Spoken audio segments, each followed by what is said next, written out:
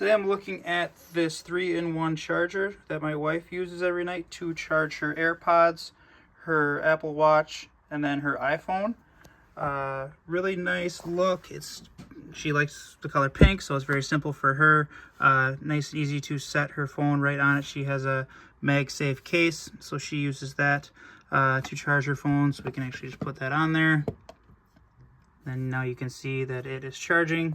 And then behind it here is where you actually put the AirPods. So when you put that on, then it'll light up. So you can see now that it is charging. And then finally, the last part, you put on the watch, and then here shortly it'll turn on so that you know that it's charging. Charges all of them every night. Seems to hold the charge extremely well. I would say it goes from 20 to 100%, say in about 45 minutes.